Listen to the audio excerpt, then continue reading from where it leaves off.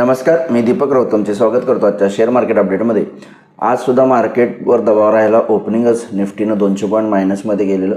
Opening नंतरनं थोडीशी recovery आलेली मॉर्निंग सेशनमध्ये, पण त्याच्याही जी काय रिकव्हरी आहे त्याची संधी सेलिंग करण्यासाठी एफ-आयने यूज केली। एफ-आयचं सेलिंग गेले 2 दिवस परत पुन्हा वाढले।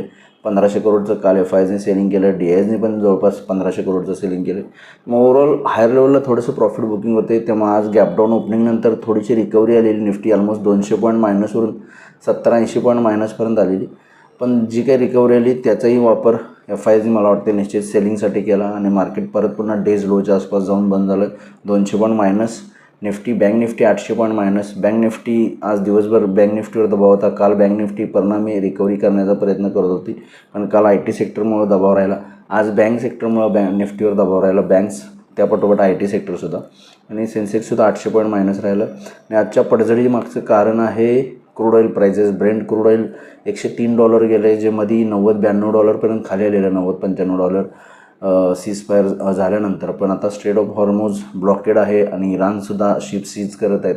या सगळ्या न्यूजमुळं मार्केट जे आहे ते ब्रेंट क्रूड आहे ते $103 गेलं आणि परिणामी परत पुन्हा शॉर्टेज क्रिएट होईल का, प्राइजेस वाढतील, ऑइल प्राइजेस, इन्फ्लेशन येईल, स्लो डाऊन येईल, अशा बऱ्याच नाना प्रकारच्या फिअरमुळे आज मार्केटवर दबाव बघायला मिळाला आणि शेवटी निफ्टी 200 पॉईंट मायनसमध्ये जाऊन बंद झाला। तर ओव्हरऑल आजच्या पडझडीमागं स्ट्रेट ऑफ हॉर्मुझचं सीज ब्लॉकेड आहे, ज्यामुळे ब्रेंट क्रूड ऑईल प्राईस वाढले आणि त्याचा परिणाम भविष्यात शॉर्टेज क्रिएट होईल का, प्राइजेस वाढतील का, अशा पद्धतीचं फिअर मार्केटला आहे, त्यामुळे मार्केट आज खाली आले।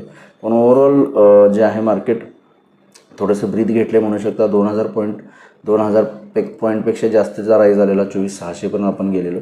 तिथून थोडंसं 200-400 पॉईंट खाली येणं काही हरकत नाही। 1-2% थोडंसं प्रॉफिट बुकिंग होणंही गरजेचं असतं।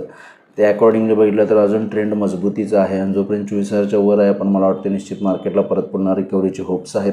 हे ब्रेंट क्रूड ऑईलची प्राईस मार्केटने एकदा डिस्काउंट केली आणि जर फर्दर सीजफायर राऊंड आता ट्रम्पने घोषणा केली की आम्ही परत पुन्हा चर्चा सुरू होणार आहे शुक्रवारपासून, जसं काय झालं तर मला वाटतं परत पुन्हा मार्केट्स रिकवर होतील। मार्केटचं लक्ष आहे सीजफायर होणं आणि स्ट्रेट ऑफ हॉर्मुझ क्लिअरली ओपन होणं, कारण इराणनं सांगितलेलं की स्ट्रेट ऑफ हॉर्मुझ ओपन आहे, पण त्यासाठी अट ठेवलेली की अमेरिकेनं त्यांचे पोर्ट सगळे सीज केलेत, ब्लॉकेड केलेत, ते काढावं, पण अमेरिकेनं तसं केलं नाही। त्यामुळे इराणनं परत पुन्हा स्ट्रेट ऑफ हॉर्मुझवर कब्जा करायला, शिप्सला कब्जा करायला आणि टार्गेट करायला सुरू केलं आहे। त्यामुळे मार्केट थोडंसं खाली आलं आणि ब्रेंट वर गेलेलं आहे। मग ओव्हरऑल जर त्यामध्ये सीजफायर आणि स्ट्रेट ऑफ हॉर्मुझ ओपन झाला असे काही न्यूज आले ओव्हर द वीकेंड, तर मला वाटतं मार्केट फर्दर हायर साईडला जाऊ शकते। टेक्निकली बोलायचं झालं उद्यासाठी 24,200च्या वर गेला तर निफ्टी 24,300 पहिला रेजिस्टन्स, त्यानंतर 24,400 जाऊ शकतं। 24,200च्या वर 24,300 आणि 400 लोअर लेवलला 24,100 आणि 24,000 स्ट्रॉंग सपोर्ट आहे। बँक निफ्टीला लोअर लेवलला 24,000, त्यानंतर 24,100 पहिला आहे, त्यानंतर 24,000 आहे, तसे 2 सपोर्ट आहेत। हायर लेवलला 24,200च्या वर गेला तर 24,300 त्यामुळे 24,400 सुद्धा जाऊ शकतं। बँक निफ्टीमध्ये बघायचं झालं तर 56,000 एक सपोर्ट आहे, 57,000 स्ट्रॉंग सपोर्ट आहे। जसा ब्रेक झाला बँक निफ्टीला सेलिंग आलं, 56,000 एक सपोर्ट आहे, खाली आला तर 56,000पर्यंत बँक निफ्टी खाली येऊ शकते। हायर लेवलला 56,700 एक रेजिस्टन्स आहे। जर रिकव्हरी आली बँक निफ्टीमध्ये तर 56,700पर्यंत बँक निफ्टी जाऊ शकते। 56,700 आणि 57,000 हे 2 रेजिस्टन्स झोन बँक निफ्टीसाठी हायर लेवल आहेत। या थोड्याशा ब्रॉडर रेंजनुसार तुम्ही ट्रेड करू शकता। आज NSEमध्ये 1,030 शेअर्स वाढले, त्याबद्दल 19 शेअर्स पडलेत। निफ्टीमध्ये 16 शेअर्स वाढले, त्याबद्दल 34 शेअर्स पडलेत। पडणाऱ्या शेअर्सची संख्या जास्त आहे। सेक्टर इंडिसाइजमध्ये सुद्धा आज फार्मा सेक्टर आणि एनर्जी सेक्टरमध्ये चांगली तेजी राहिली, खास करून फार्मा सेक्टर जवळपास 2-2.5% वाढले, त्यामध्ये चांगली तेजी राहिली। बाकी banks, IT, auto, metal, reality या सगळ्या सेक्टरला 1 ते 2%पर्यंतची मंदी बघायला मिळालेली आहे, पडझड झालेली आहे। त्यामुळे ओव्हरऑल मार्केट थोडंसं कन्सॉलिडेशनच्या रेंजमध्ये आहे आणि थोडंसं ब्रेंट वाढल्यामुळं चिंतेमध्ये आहे। त्यामुळे बघूया मार्केट्स उद्या कशा पद्धतीने बिहेव होते, कारण ग्लोबल मार्केटचा आढावा घ्यायचा झालं तर युरोपियन मार्केट्स किरकोळ मायनस आहेत, 20-30 पॉईंट।